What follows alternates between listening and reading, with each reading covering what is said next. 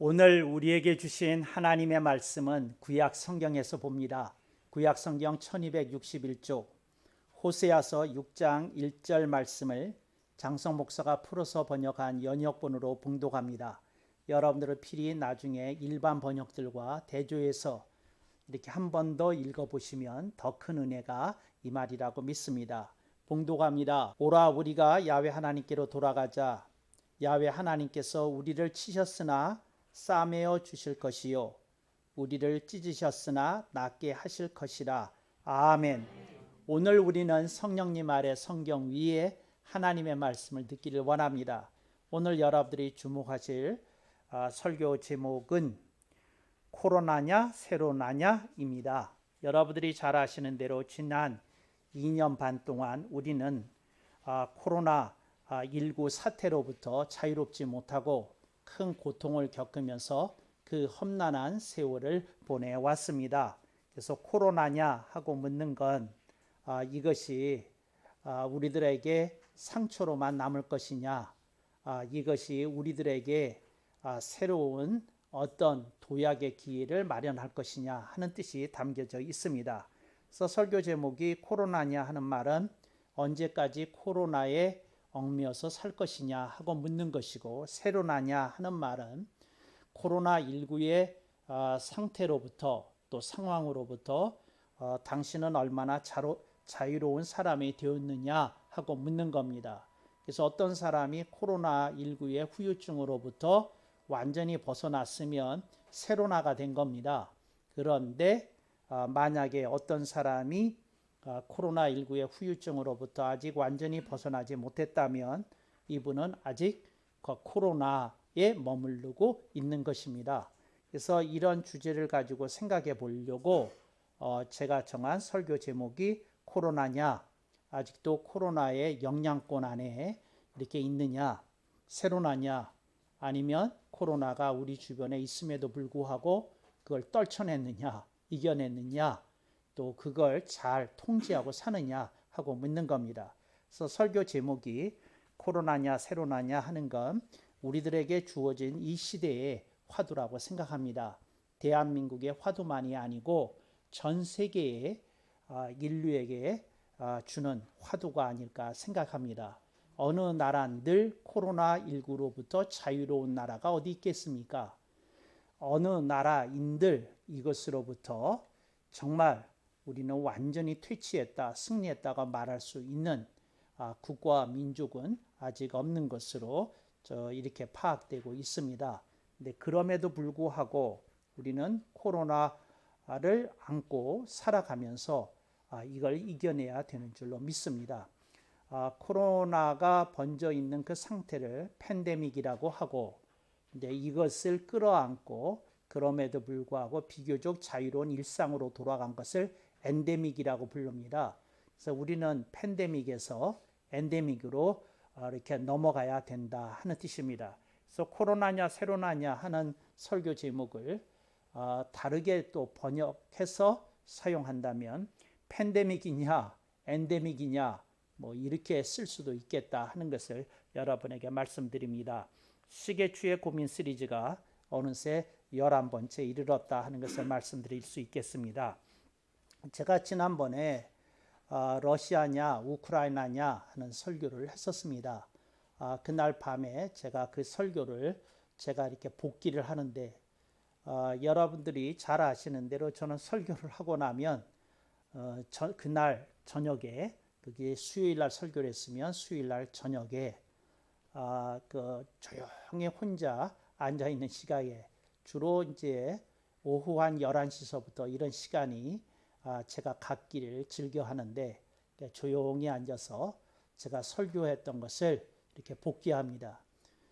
여러분들 중에 어떤 이는 믿기 어려워하는 일도 있겠지만 저는 제가 설교했던 것을 토시 하나 틀리지 않고 반복해서 이렇게 기억해냅니다. 그리고 그것을 이렇게 저 자신 했던 말을 그대로 이렇게 되살리면서 제가 그 하나하나의 의미를 보면서 설교를 점검합니다. 하나님께서 정말 기억력 하나는, 이 말씀에 관련된 기억력 하나는 하나님께서 은사로 주신 것이 틀림이 없다. 저는 개인적으로 그렇게 생각합니다. 이제 그럴 때 성령님한테 제가 의탁을 드립니다. 제가 이제 오늘 제가 선포했던 말씀을 가지고 복기를 할 것인데 성령님 온전한 기억이 이렇게 생동하게 해주시고 제가 그 대목대목에 성령님의 음성을 듣게 해달라고 그렇게 기도합니다. 그런데 그 러시아냐 그 우크라이나냐 그 설교에 대해서 성령님이 심히 꾸지람을 하셨습니다.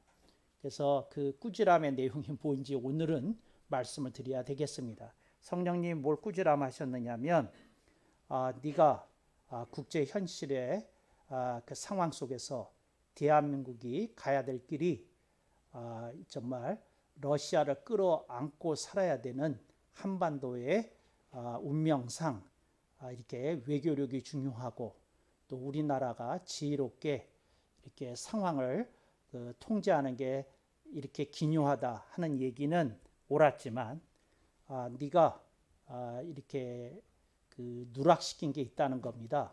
그래서 그 순간 제가 깨달음이 왔는데 그게 뭐냐면 그 설교 노트에 써 있었습니다. 근데 제가 그걸 다른 설교를 하다가 다른 내용을 설교하다가 그걸 누락시킨 게 있었는데 그게 뭐냐면 러시아의 전쟁 범죄에 대한 규탄입니다. 여러분, 러시아는 이번 우크라이나에서 정말 그 하늘이 분노하고 온 인류가 경노할 만한 만행을 저질렀습니다. 그러니까 민간인에 대한 무차별적인 폭격, 그 다음에 도시에 대한 황폐화, 그리고 그 정말 그 살아있는 건 하나도 살려두지 않는 정책, 뭐 이런 러시아의 전쟁 범죄가 있었습니다. 저는 러시아에게 엄중히 이 자리를 빌어 경고합니다. 러시아는 그 전쟁 범죄에 대해서 항구적 책임이 있다는 걸 경고합니다.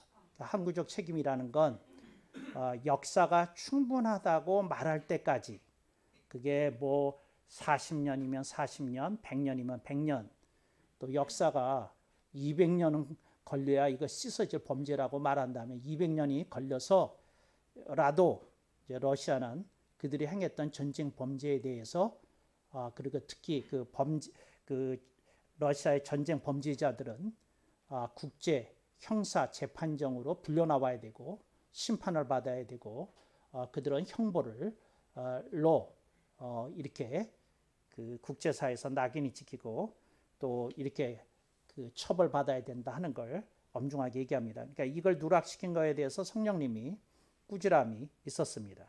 그 다음에 두 번째, 이건 성령님의 꾸지람은 아니고 제가 말씀을 복귀하는 과정 속에서 그거 하나 누락했다 하는 것이 있었습니다. 제가 뭐라고 그랬느냐면 대한민국의 국방력을 위해서 안보력을 위해서 우리가 갖춰야 될 게 있다.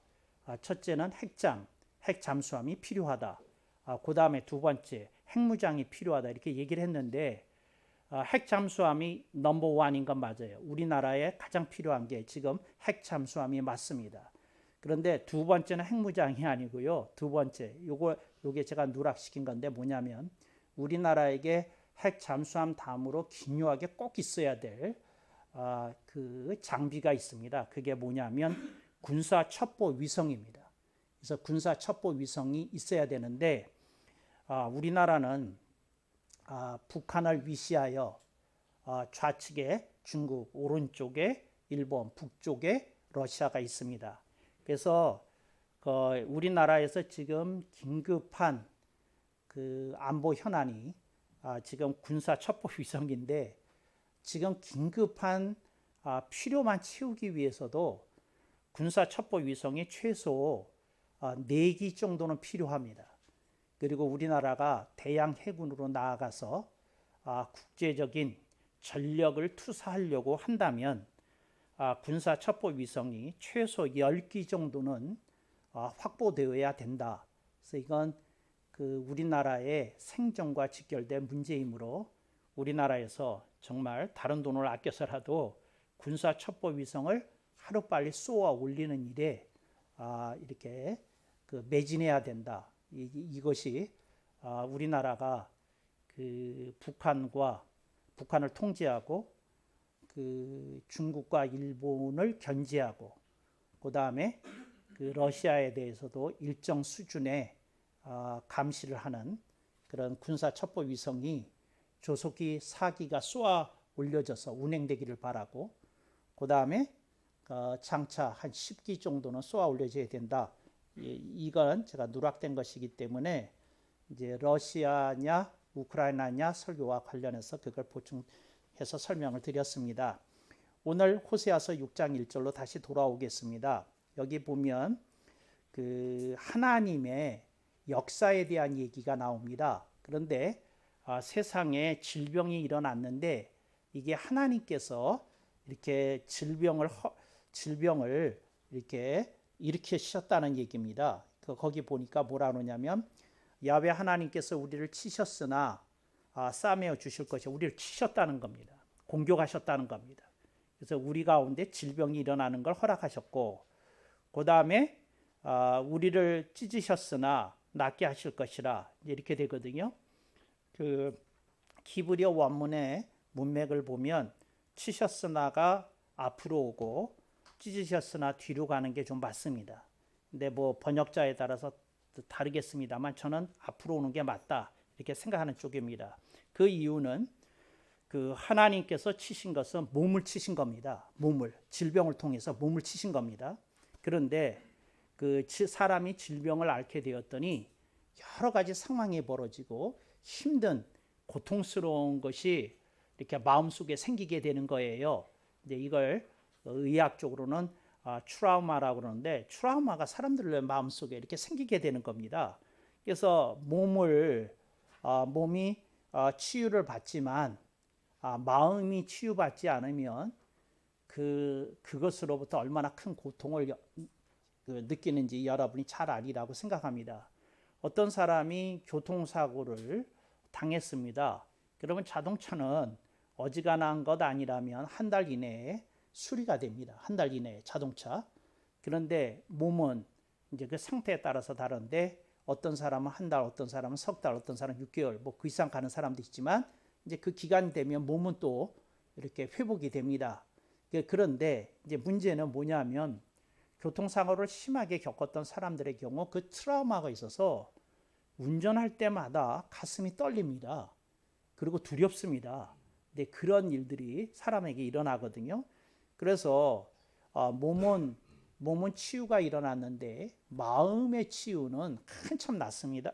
오래 걸립니다. 그래서 거기 본문 치셨으나 싸매어 주실 것이요. 이건 몸의 치유입니다.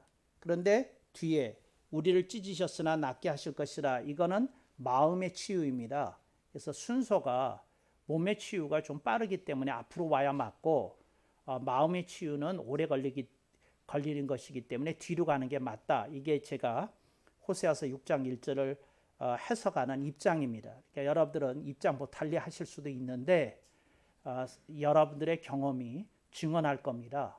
몸은 금방 나을 수도 있는데 마음의 그 상처나 아픈 기억이 굉장히 오래 가더라 하는 것을 아마 여러분들이 다 경험해 보셨지 않았을까 이렇게 생각이 되어집니다. 그래서 이게 하나님이 이제 하셨다는 거거든요. 그래서 그러면 본문에서 하나님이 치시고 찢으셨다. 그러니까 뭐냐면 하나님이 질병도 주시고 트라우마도 허락하셨다. 이제 이런 얘기거든요. 근데 이걸 뭐라고 부르냐면 하나님의 징계라고 부릅니다. 그러니까 하나님이 그 매를 때리셨다는 겁니다. 아프게 때리셨다는 겁니다. 그러니까 이스라엘 백성을 때리셨는데 왜 때리셨느냐? 저들의 불신 때문에 저들이 하나님을 믿지 아니하고 그 불신의 영향선상에서 저들이 세상 사람들과 똑같이 살았다는 겁니다. 그러니까 저들의 죄라는 게 뭐냐면 일반 사람들과 똑같이 사는 겁니다. 일반 사람들과 똑같이 살아요. 근데 여러분 지금 한국 교회가 점점 무너지고 있거든요. 근데 한국 교회가 무너지고 있는 건 코로나 팬데믹 때문에 무너지는 게 아닙니다. 한국 교회가 무너지는 건 뭐 여러 그 교육자들의 일탈 때문에 그 문제도 있습니다만 그것 때문에 무너지는 게 아닙니다. 저는 한국 교회가 무너지는 것은 어디에 있다고 보느냐면 그 가장 큰 포션이 어디에 있다고 보느냐면 사람들이 세상의 문화와 문명의 영향으로 다른 사람들과 똑같이 살고 싶어하는 마음이 그리스도인의 영과 생각과 마음을 장악했다는 겁니다. 그러니까 다른 사람들처럼 살고 싶은 거예요. 똑같이. 그러니까 다른 사람들처럼 남보기에 조금 보여줄 수 있는 삶을 살기를 원하더라는 거죠. 그래서 남보기에 좀 잘 나가는 직장 다니고 싶고, 남들이 가는 여행지 나도 가고 싶고, 남들이 먹는 거 나도 먹고 싶고, 남들이 노는 거 나도 놀고 싶고. 그러니까 그 세상 사람들이 즐겨하고 바라고 선망의 대상의 모든 것을 그리스도인들이 품어서 우리들의 속 안으로 들어오게 하기 시작했다는 겁니다. 그래서 지금 영적으로 그 예수를 믿는 그리스도인이나 예수를 안 믿는 사람이나 속을 예를 들어서 영적인 그 부검을 해보면, 속을 영적으로 부검을 해보면 내용물이 똑같다는 거예요. 다른 게 하나도 없는. 그러니까 세상 사람들이 갖고 싶은 건 나도 갖고 싶고, 세상 사람들이 하는 건 나도 하고 싶고, 세상 사람들이 노는 건 나도 놀고 싶고, 이제 그런 것들이 사람들 속에 있다는 거죠. 근데 하나님은 이걸 참지 못하고 분노하신 겁니다. 우리를 치셨으나 그걸 치신 거예요.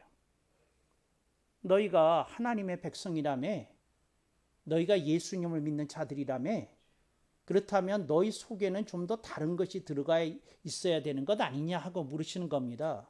그래서 여러분, 이게 교회를 무너뜨리고 있는 겁니다. 세상 사람들과 똑같은 어떤 가치관이 우리들의 내면에 침투해서 정착했을 뿐만 아니라 우리들의 내면을 장악하고 지배하고 있는 게 현실이라는 겁니다. 근데 하나님 그걸 치신 겁니다. 너 정신 차려라. 어떻게 그렇게 살 수 있냐? 그리스도인은 다른 가치관으로 살아야 되는 건데 너는 어찌 그렇게 산다는 말이냐? 그래서 하나님이 예를 들자면 코로나19 같은 걸 주셨다는 거죠. 근데 하나님이 그렇게 치셨어요. 근데 치셨는데 하나님이 보시니까 이러다가 애를 잡게 생겼거든요. 하나님 보시기에 우리가 애잖아요. 그러니까 하나님의 자녀니까. 그러니까 애를 잡게 생긴 거예요. 그래서 하나님이 때려 놓으시고는 어떻게 하냐면 싸매어 주세요. 그러니까 뭘 어떻게 싸매어 주시느냐? 코비드-19 백신도 맞게 주세요. 그래서 여러분들이 다 뭐 3방, 4방 다 맞으셨잖아요. 다 맞으셨고 그랬잖아요. 그리고 또 여러분들이 또 그 얼마나 또 지시에 잘 순종합니까? 마스크 언제나 끼고 지내잖아요. 또 여러분들 중에 어떤 이는 집에서도 이렇게 뭐 그 마스크 쓰고 지내시잖아요. 그 손님이 왔을 때. 근데 그 지경까지 우리들이 되었다는 거죠. 그래서 하나님이 우리를 치셨으나 싸매어 주셨다는 건 그래도 우리들이 그것으로 완전히 무너지게는 안 하시고 좀 견딜만하게 치유되게 그렇게 싸매어 주셨다. 그 말이잖아요. 싸매어 줬다는 말 이렇게 말하면 또 못 알아듣는 요즘 그 젊은 사람들이 있는데 이거 기부스했다는 얘기입니다. 그러니까 치셔놓고 다리 몽둥이 부러뜨려 놓고 기부스해 주신 겁니다. 싸매어 주셨다. 이제 하나님 그러셨다는 거죠. 그리고는 또 우리를 찢으셨어요. 그래서 우리들이 얼마나 예를 들어서 소상공인의 경우 그 임대료 때문에 얼마나 큰 고통을 겪었는지 뭐 정말 그리고 있는 돈 없는 돈 다 끌어다서 대출을 받아가지고 그것을 운영해 온 거 크게 찢으신 거예요. 얼마나 큰 고통을 겪었어요. 그리고 어떤 사람은 직장에서 해고당하기도 하고 이게 다 우리가 경험한 찢음입니다. 그러니까 하나님이 그런 일을 통해서 우리를 찢으셨다는 거죠. 근데 왜 찢으셨느냐? 내 백성은 일반 사람들과는 다르게 살아야 되는 사명이 있다는 거죠. 그래서 우리들이 좀 다르게 살아야 된다는 겁니다. 근데 똑같은 내면을 가지고 똑같은 걸 지향하고 똑같은 걸 추구하고 또 똑같은 것을 향유하는 그런 삶에 대한 하나님의 엄중한 경고가 코로나19다. 저는 그렇게 생각합니다. 근데 하나님이 우리에게 다시 한번 너 어쩔래? 하고 이렇게 우리들에게 말씀해 주실 거라는 거죠. 그래서 여러분, 이거 좀 심각하게 여겨야 됩니다. 그러니까 뭘 내게 되냐면 당신을 영적으로 부검하면 당신 속에 있는 증거가 나올 것인데 그 증거에서 세상 사람들이 좋아하는 걸 안 좋아한다고 말할 수 있느냐는 거예요. 세상 사람들이 그리워하는 걸 안 그리워한다고 말할 수 있느냐는 거예요. 사람들이 지향하고 추구하는 것로부터 얼마나 자유롭느냐 이걸 얘기하는 거거든요. 여러분 속이 달라져야 됩니다. 이게 그거 똑같이 살라고 우리 이렇게 그리스도인 되게 하시고 예수님 십자가에서 죽으셔서 피를 흘리신 것이 아니다 그 얘기입니다. 여러분 내면이 달라져야 되는 거거든요. 달라져야 되는 건데 그래서 여러분들이 그러실 수 있기를 바랍니다. 목사님 무슨 비결 있어요? 그거 저 잘 안 되던데요? 제가 나이가요 35인데 그거 쉽지 않던데요? 목사님 그 성직자이시니까 그게 가능한지 모르지만 그거 쉽지 않던데요? 여러분 그 쉽지 않죠. 그렇지만 쉽지 않다는 말로 끝내면 안 됩니다. 저는 다른 사람들이 어떻게 사는 모습을 보면 제가 뉴스를 보면서 그렇게 속으로 늘 되뇌이는 말이기도 합니다. 당신은 그렇게 살고 나는 다르게 산다. 제가 늘 하는 말이에요. 당신은 그렇게 살아. 그러나 나는 그리스도인이기 때문에 그렇게 못 살아. 그러니까 그거 뻔뻔스럽게 그 얘기하는 거 그 정말 당신은 그렇게 살고 나는 그렇게 못 살아. 그런 거 정말이에요. 어떤 연예인이 나와서 자기는 여자하고 노는 게 너무 재밌대. 그 TV에서 그거 톡쇼에서 할 얘기입니까? 근데 내가 하는 말이 그분한테는 안 들렸겠지만 내가 하는 말이 당신은 그렇게 살고 나는 다르게 산다. 여러분 이게 다르게 살아야 되는 거예요. 그거 왜 그렇게 살겠어요? 여러분의 삶 속에 다른 것들이 들어와야 되는 겁니다. 어떤 사람이 부정한 방법으로 땅 투기를 해가지고 어쩌고 저쩌고 해서 큰 돈을 벌었다 그러고 이렇게 자랑을 해요. 근데 그게 자랑할 일입니까? 욕먹을 일이지. 그러니까 여러분들이 침을 흘릴 때 침을 흘려야지. 절대 침 흘리지 마세요. 또 어떤 사람은 침 흘리는 걸로 그치지 않고 침을 발라요. 침 바르는 게 무슨 뜻인지 알아요? 나도 그렇게 해봐야지. 이게 침 바르는 거예요. 나도 그렇게 해봐야지. 정말이에요. 여러분 그러면 안 됩니다. 침 흘리면 안 되고 침 바르면 안 됩니다. 그리스도인이 달라야 되거든요. 저 사람 욕먹을 짓 했구만. 그리고 우리는 다르게 살아야 되는 거죠. 누구는 운도 좋아가지고 저런 기회가 너무도 자주 쉽게 왔는데 나는 한 번도 안 오더라고. 이딴 생각이나 품고 있으면 이게 그리스도인으로서 가질 생각입니까? 여러분 그리스도인은 너저분한 건 너저분하다고 그러고 지저분한 건 지저분하다고 그러고 더러운 건 더럽다고 얘기할 줄 아는 사람입니다. 우리는 결코 지저분하고 너저분하고 더러운 곳에 침 흘릴 수 없어요. 침 바를 수 없어요. 우린 다르게 살아야 되는데 그게 왜 부러워요? 그렇잖아요. 어떤 분이 부정한 방법으로 딸을 이렇게 대학에 입학시켰어요. 그러고는 그 딸이 지금 얼마나 죽을 고생을 하는지 여러분이 아실 거예요. 근데 이게 바람직한 행동입니까? 그러니까 아닌 거거든요. 그러니까 다른 사람들이 그거 할 때 그건 아닌 거다. 이래 알아야 되잖아요. 지금 기러기 가족이 있잖아요. 가족 중에 자녀를 갖다가 캐나다나 미국이나 유럽으로 보내고 영국 기타 등등 보내고 그러고는 엄마를 따라 붙이고 아버지는 여기서 뼈 빠지게 일해가지고 돈 보내고 그러다가 그쪽에서 엄마는 바람이 내서 이혼하고 이런 가정이 기러기 가족의 지금 30%를 넘었어요.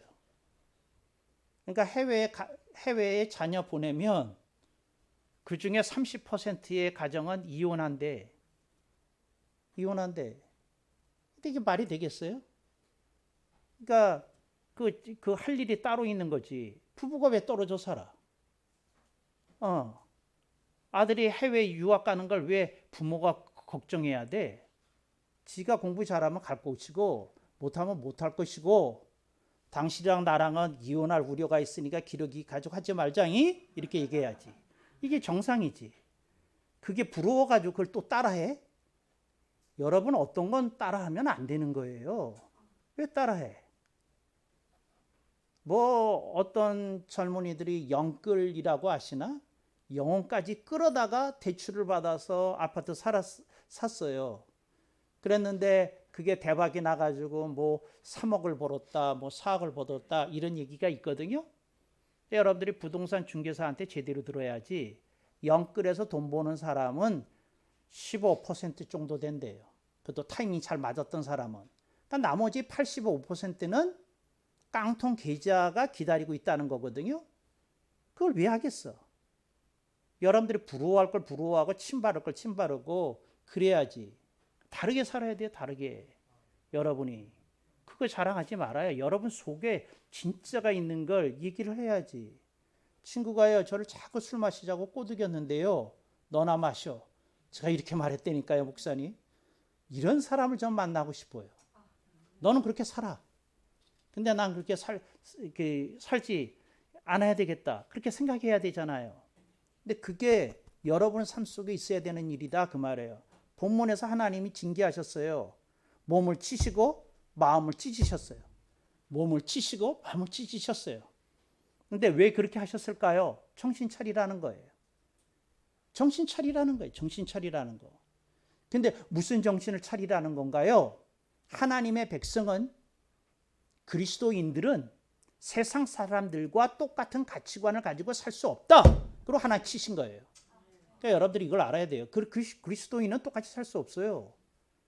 그러니까 만약에 여러분들이 세상 사람들이 그 지저분하고 너저분하고 더러운 일을 해서 잘 되는 걸 봤을 때 부러움이나 그리움이 일어나는 사람이라면 주님은 다음 징계 대상으로 당신을 꼽고 있을지도 모른다는 거죠.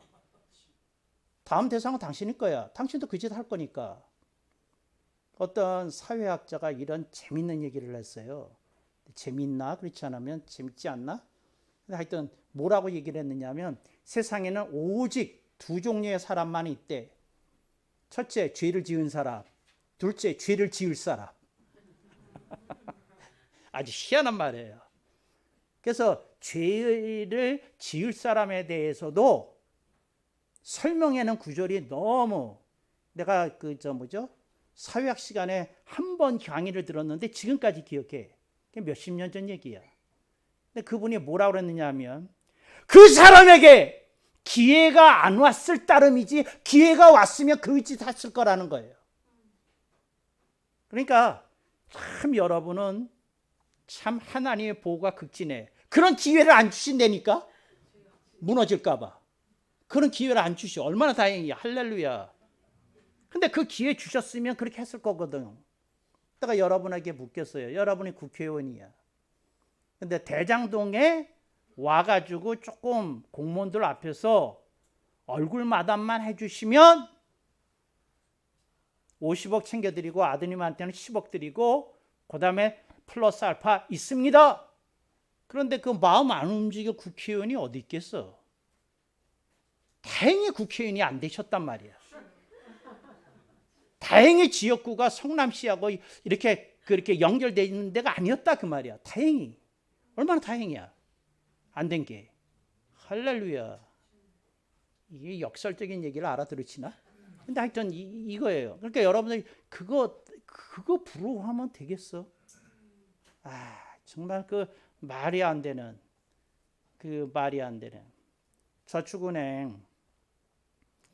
저축은행에서 금리를 5% 이렇게 올린다고 그랬대. 그리고 5%까지 주겠다고. 근데 선착순 1000명. 근데 지금 금리가 2% 정도 되는데 이건 5%니까 세잖아요. 그런데 어떤 부자가 딱 이 건수를 잡고는 어떻게 했느냐 하면 친척들 다 동원하고 모여가지고는 1번서부터인지 하여튼 그 20개의 자리를 꿰찬 거야.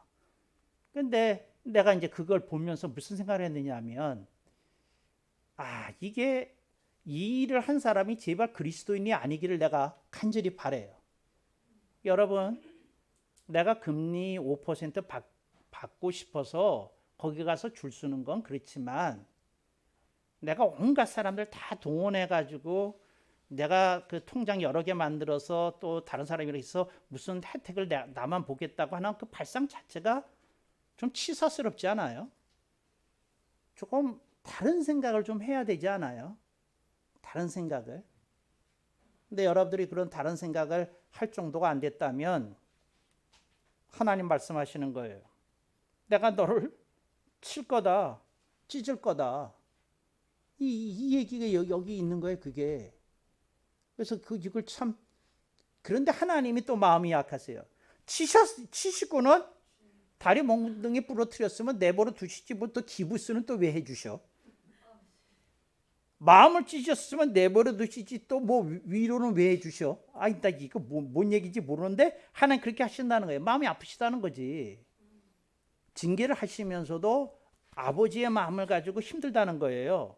그래서 하나님이 말씀하시는 것이 뭐냐면, 야, 내가 너를 치고 찢는 데 뜻이 있는 게 아니라 네가 나에게로 제대로 돌아오는 것을 원한다. 그래서 앞 구절을 보세요. 오라, 우리가 야훼 하나님께로 돌아가자. 길에서 이탈했다는 거예요. 길에서, 정도에서 이탈했다는 거예요. 정도에서 이탈한 사람들이 이제 벗어나야 되지 않겠어요? 그걸 뭐 그렇게 자랑이라고 하면 되겠어요? 여러분, 어떤 경우에도 절대 부정한 방법으로 돈을 좀 벌고는 그 교회에서 자랑할 생각 버리셔야 됩니다. 당신의 영구적인 비밀로 간직하세요. 그 부끄러운 일을 어디서 자랑하려고 그래? 여러분, 부자라고 다 같은 부자가 아니야. 더러운 부자가 있어. 더러운 부자가. 정말이에요. 어떤 사람이 도박업을 해가지고 돈을 벌었어. 그게 어떻게 깨끗한 부자라고 말할 수 있겠어? 어떤 사람이 고리 대금업을 해가지고 부자가 됐어. 그걸 어떻게 깨끗한 부자라고 말할 수 있겠어요? 여러분, 사람이 해야 될 일이 있고 할 수 없는 일이 있어요. 할 수 없는 일이. 여러분들은 그걸 분명하게 깨닫고, 이건 내가 할 일이 아니지. 너는 그렇게 살아. 난 다르게 살 거거든. 이렇게 당당하게 이렇게 살아야 되는 거지. 남들이 뭐 한다고 그거 따라하고 뭐하고 그런 거 우르르 몰려다니고 그런 거 그렇게 여러분 하지 마세요. 여러분들은 다르게 살아야 돼. 여러분들은 하나님이 특별하게 보시고 있는 사람들이다. 그걸 알아야지. 맨날 본인이 쪼들린 것만 그거 안고 살아요. 옛날에 어떤 선비가 있는데 이렇게 살았어. 그냥 바르게만 살았어. 근데 돈이 생기는 걸 하나도 없어. 근데 어느 날 아들을 야단치는데 아들이 종아리를 다 맞은 다음에, 아버지, 제가 아버지한테 드릴 말씀이 있는데 해도 되나요? 그런 거예요. 그 아들이 종아리를 좀 아프게 맞은 다음에 열받았나 봐. 그래서 아버지가, 그래, 말하거라. 엄마도 들어오세요. 그러니까 엄마도 들어왔어. 앉았어. 근데 이 선비한테 아들이 무릎 꿇은 상태에서 하는 말이 이거예요. 아버지, 바르게 산다고 다예요? 잘 살아야지. 바르게 산다고 다예요? 잘 살아야지. 이렇게 쪼들리면서 살면서 바르게 살면 빛이 나나요? 아들이 이렇게 대들었어. 그러니까 아들은 나름 엄마가 고생하는 거 안쓰러워서 엄마 보고, 엄마가 부엌에 있었는데 들여놓고는 엄마가 못하는 소리다. 그러니까 엄마를 대변해서 나가는 한 소리 오늘 좀 해야 되겠다. 매 맞은 것도 억울해 죽겠는데. 그리고 이렇게 탁하고 내뱉었어요. 그랬더니 그 선비가 이런 얘기를 하는 거예요. 네가 제정신이냐? 네가 제정신이냐? 어떤 사람이 길을 두 사람이 간다. 근데 한 사람은 깨끗한 옷을 입고 가고 한 사람은 흙탕물에 빠진 사람의 몰골을 하고 간다. 그러면 네가 어떤 사람의 모습이 바람직하다고 여기겠느냐? 깨끗한 옷을 입고 가는 사람이지요. 그렇지? 네가 지금 말하는 건 옷에 똥물이 튀었는데 그 사람의 옷 속에 돈만 많으면 괜찮다고 말하는 것과 같지 않느냐? 아버지가 한 말이에요. 여러분, 오늘 우리들이 가치관이 물질로부터 조금 뛰어넘을 수 있어야 돼. 가진 것만 가지고 또 그 사람이 누리는 것만 가지고 말하는 것으로부터 벗어나야 돼.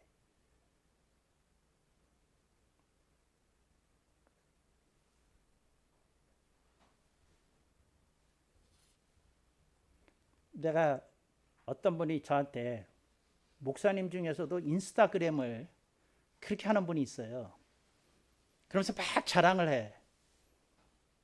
근데 이분이 내 앞에서는 내 소문을 들었는지 안 했는데 그날따라 내 앞에서 목사님도 한번 보세요. 그래서 인스타그램을 그랬어요. 내가 무슨 말을 했을게? 이게 인스타그램이야? 염장그램이지. 염장그램이지. 그렇잖아요.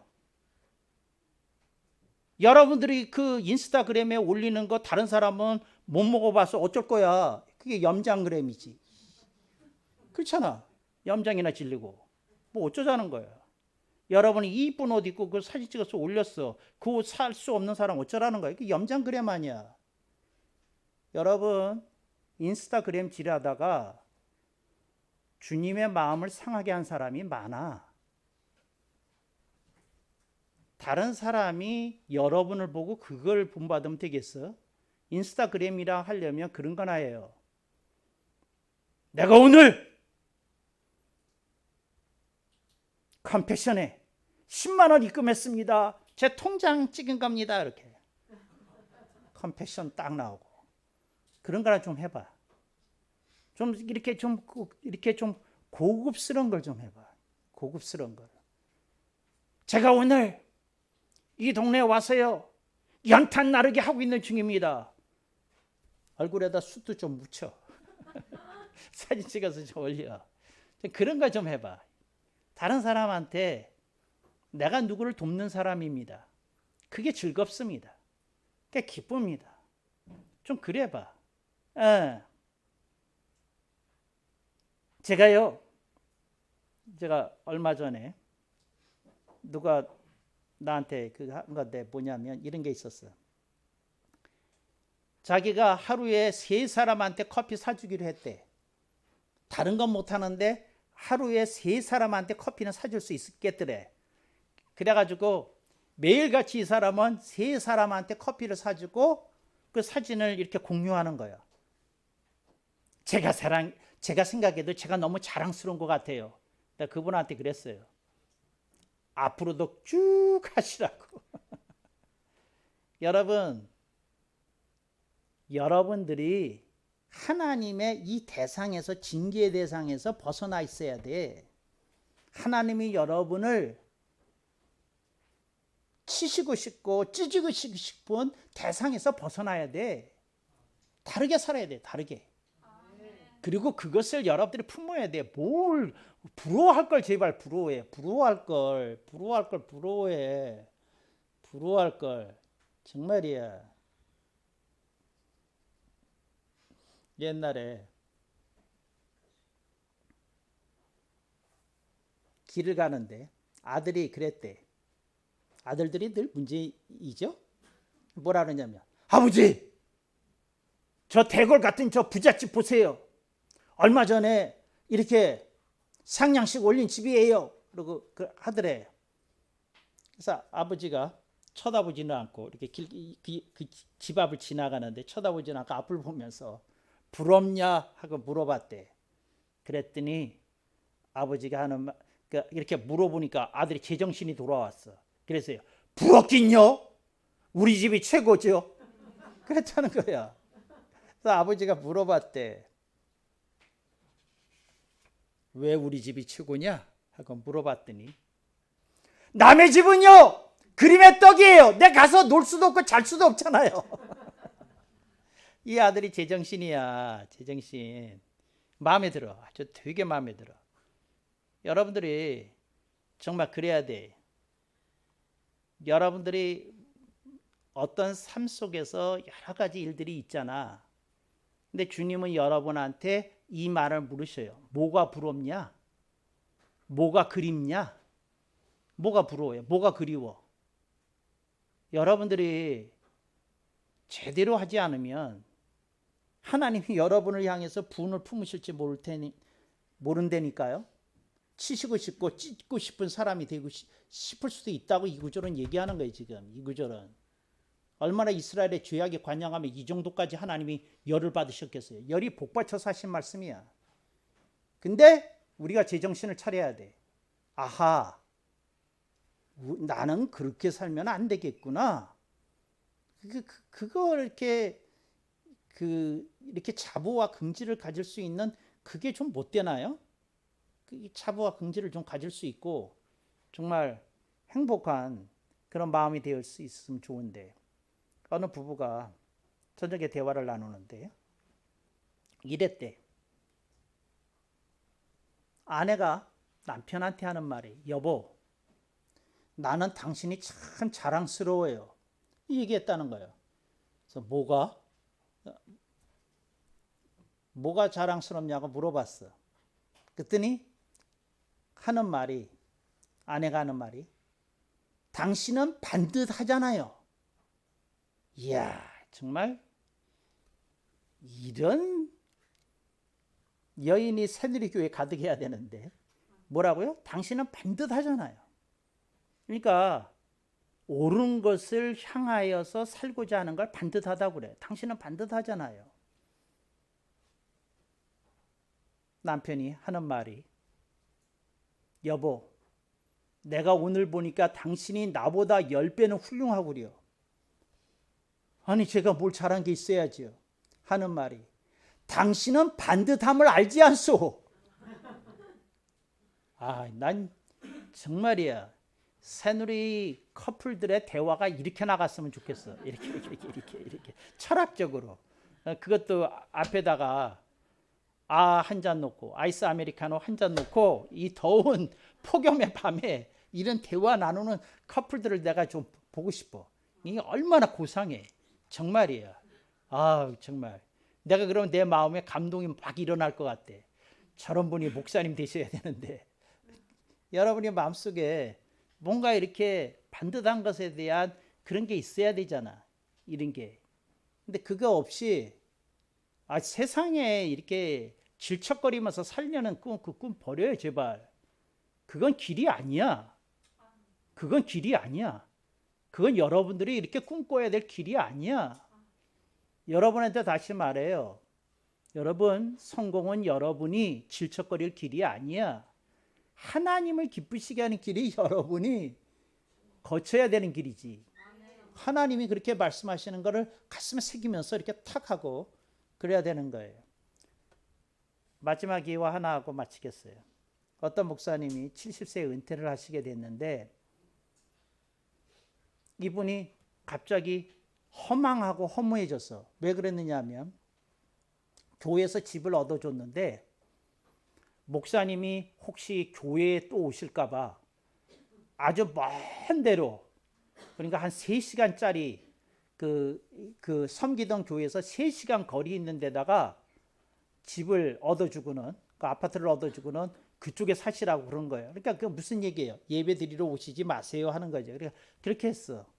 그 다음에 두 번째로 하는 말이 뭐냐면 그 수석 장로라는 사람이 하는 말이, 목사님, 여생을 그곳에서 잘 즐기시고 저희 교회는 염려 놓으시기 바랍니다. 그랬다는 거예요. 그러니까 오지 말라는 얘기지. 근데 그 얘기를 그 교회에서 30년 그 섬기신 목사님한테 그렇게 얘기를 했다는 거야.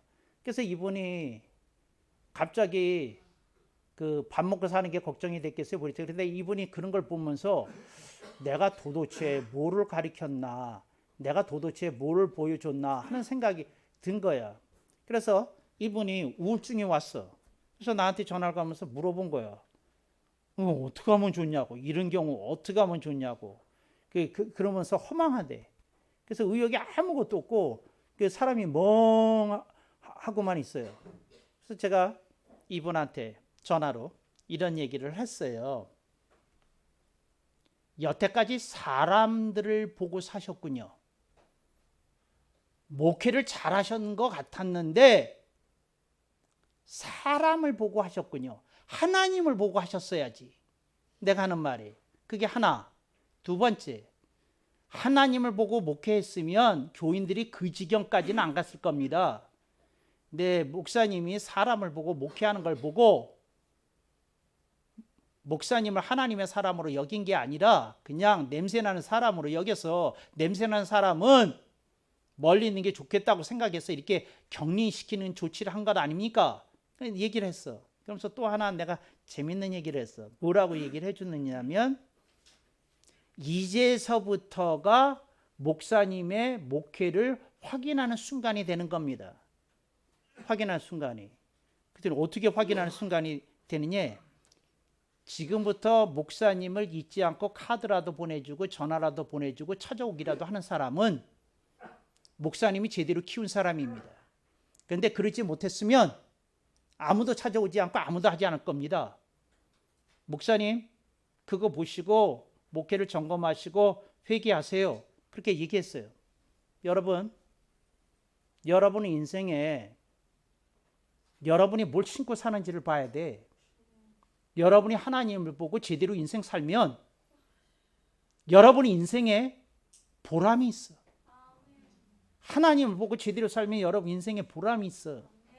근데 여러분의 인생이 보람을 충분히 거두지 못했다면 내가 오늘 본문에 의거해서 장담하건대 당신은 사람을 보고 산 거야. 하나님을 보고 산 게 아니야. 하나님을 보고 살아야지. 하나님을 기쁘시게 한 자를 하나님이 책임져 주셔요. 그런 인생 되기를 축복합니다.